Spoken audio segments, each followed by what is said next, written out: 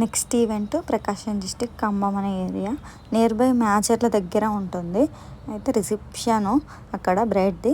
అయితే మేము evening start అయ్యాం 6-7కి. రీచ్ అయ్యేసరికి 3 అయింది. అక్కడనే ఫ్రెష్ అప్ అయ్యి హోటల్లో ఫ్రెష్ అప్ అయ్యి నెక్స్ట్ ఆఫ్టర్నూన్ ఉండే రిసెప్షను. మార్నింగ్ 10 to 11కు అలా రెడీ చేసాము.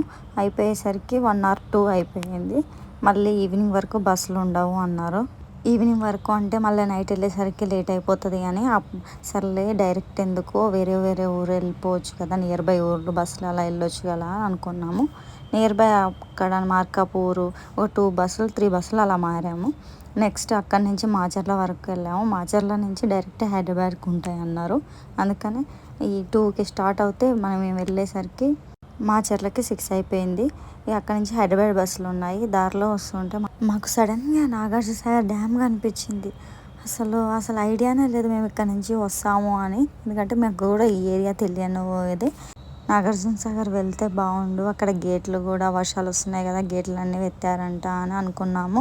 అసలు సడన్గా చూసేసరికి షాక్. గేట్లన్నీ ఓపెన్ చేశారు. August 15 వచ్చేస్తుంది కాబట్టి 2-3 డేస్లో అసలు మొత్తం కలర్స్ ఓన్లీ 3 కలర్స్లో అసలు ఎంత బాగా అనిపించిందంటే, అంటే ఎక్స్పెక్ట్ చేయలే కదా మేము నాగార్జునసాగర్ డ్యామ్ చూస్తాము అని, మేము వెళ్తాము అనే ఐడియానే మాకు లేకుండే. అసలు చూసేసరికి అబ్బా భలే అనిపించింది. మేము వెళ్దాం అనుకున్నాం, ఈవెంట్స్ వల్ల బిజీగా ఉండి అబ్బా వెళ్ళలేకపోతున్నామే అనిపించింది. కానీ అసలు చూస్తే అబ్బా మేము వెళ్ళకున్నా దేవుడు ఇలా దీని ద్వారా ఈవెంట్ ద్వారా మేము వెళ్ళగలిగాము, చూడగలిగాము అనే ఫీలింగ్ అయితే భలేగా అనిపించింది.